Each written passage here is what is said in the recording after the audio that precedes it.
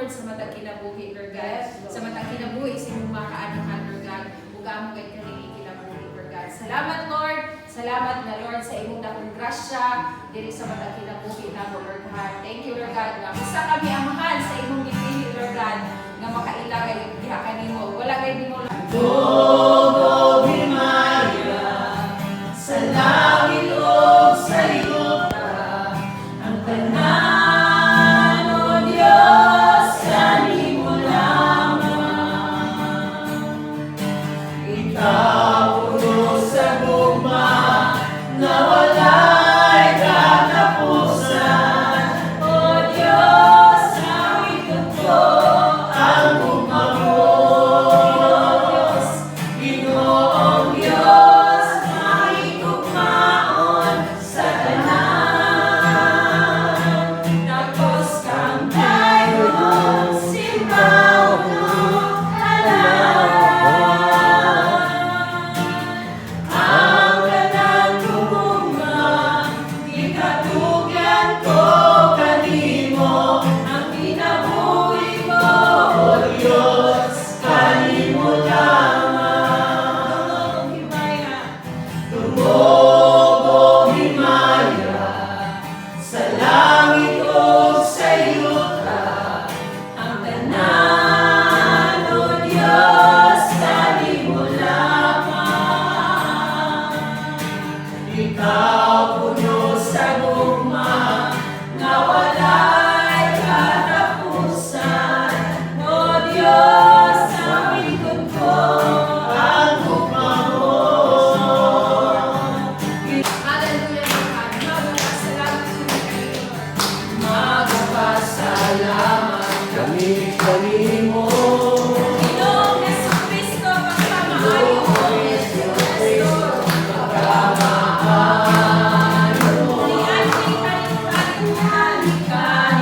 Kalibutan, aron kami may kaluwasan. Amayan ka nga, kasinunod ka. Hiligod ka bayan, ang kaayo mo.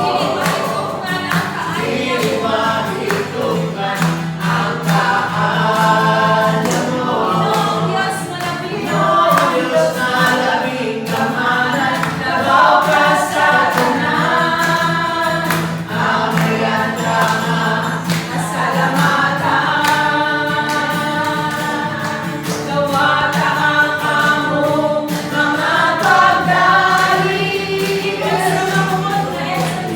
Sa maumot na insenso.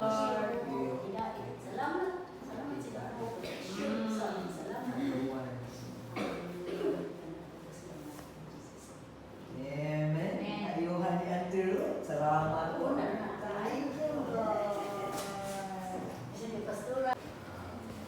Kami lawas daw sila tanay kami na mga sinati ng pamilya.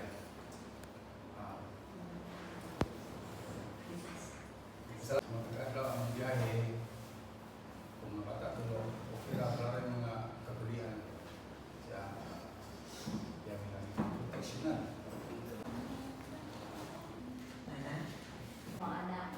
Ang inyong commitment pa. Yan, wala magbase kung ulan o init. Padayon na dyan. Kaya importante man na sa ako ang pagtuo na maghutay kita sa isang saya itong iatubar na dili mo base ang atong pagtuo sa atong gibate. Kung baka na ito isang buntaga na lain na ito paminaw, dili lang ito mag-ampo, dili lang ito atos Bible study. Kana mo ay mauganay ka na kinabuhi nga carnal na kanang pinasa kanang lawas noon ba ang ibasihan ba, pero kung tinuod ka na nagtuo sa Ginoo, tinuod ka nga nagsunod ni Ginoong Hesus, bisan pa kung sa imong gatubang mapadayon ka, mapasalamat ka. So, na yung mga problema naman ko. Ilan kayo na din? Ang ginawa mo kita. Salamat po mga sa inyo. Amen. 8:12. Hindi, puso. Okay ba? Kasi Kasi first John, first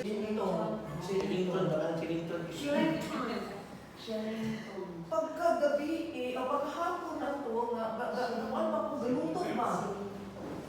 Kayo, muraglain dyan akong paminaw din. Pakihin ako, kaya akong ihipon mo yun. Mas pula pa kami. Pula dyan kayo for the first time. Na-wash out. Dito ko mag-ilipin, Lord. Dahil sa Lord, mo na ba ni resulta, Lord, sa akong giinang Lord? Salamat, Lord, sa tambal ng Indiana. Gaan ako sa Ginoo ba?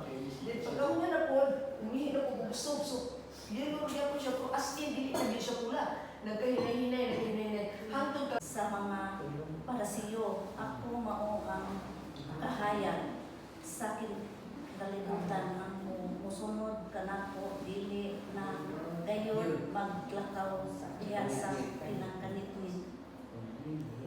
Kung dili makabaton Pinoon sa kahayag sa kinabuhi. Okay. So, thank you, Lord, no? Usan siya sa agamhanang pahayag sa Ebanghelyo ni Juan nga nagdeklarar sa Diyos nun nga kinaiyak diya sa Ginoo. Nag-use siya sa metaphor o sumbingay sa kabayan sa kahayag, which is in the Old Testament. Within, naasa sunod kasuran na mga atong ipagawas. Kaya nga naman, kung sige naman taga human as we are. No, we are no longer human as we are, Christian as we are. So we have to show, atong ipakita yun, din na Kristohanon yung tanga genuine. Kaya Kristohanon tanga genuine, wala naman tayo ipaagtuan sila ng eternal life. Iya man tangi, di pasaligan na aking kinabuhi, na wala katapusan ko. Ako man yung saligan. If you will obey me. No? So what I gave you a life that is not characterized by stumbling in spiritual darkness. Dili kita mainhan o pagkapandol sa espirituhanon na kanipit. Kinahanglan jud ta na saligan yun ako ang balang espiritu para kita mapandol. Sa kada desisyon. Dali yun ang pulong niya. Mauna yung importante i-detesi. Kaya kung hindi ka magsunod niya, paswagan na lang ta sa ato ang Yes, correct. Na makatong dito sa iyang pulong mo, makatong dito.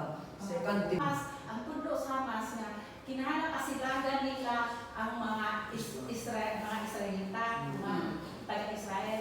Kinahanglan patyon. Wala ilang pagtudlo sa mga hindi na sa bata hangtod sa uwan. Kinahanglan nang gituduan o kanahig nga inadyung kasilagan na dili na sila dapat nga mo-exist. Sila dapat ang tanyan, dili mo sila ilang gasto ang kwarta dito. Wala gani sila maghimo og bomb shelter para sa ilang mga kaugalingong mga tao. Ang Hamas nahimo naman na sila leader din sa Palestine. So, ang ilang kwarta, imbes nga adto itabang sa mga tao, kay ilang mga balay na bugahan, pero sa dihan bugahan na sila sa Israel, tawagan na sila, tawagan ng mga mulupyo nga mububa mi aning adlaw para mo bakwit, palayo. Pero ang Hamas, wala sila bumati o bomb shelter na adto sila manago. Pero doon na may tunnel, di ba? So dapat makasunod sila dito. Wala po sila tagay-access. Dili sila pasudlon sa tunnel. Ingin ang mga tawon din na naman yung pasudlon. Niyon sila, kamo, pinala na araw sa gawas kay mauman sila yung mahimo nga shield.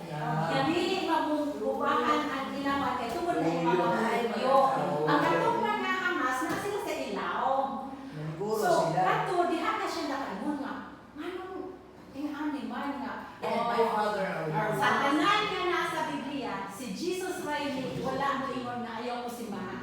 Yes. Ang uban, niingon na ayaw ko si Ma. Si Jesus mismo niingon, musimba ka sa Espiritu. Huwag ka matuwa. Ang tao, kinahanglan musimba sa Espiritu sa kamatuoran.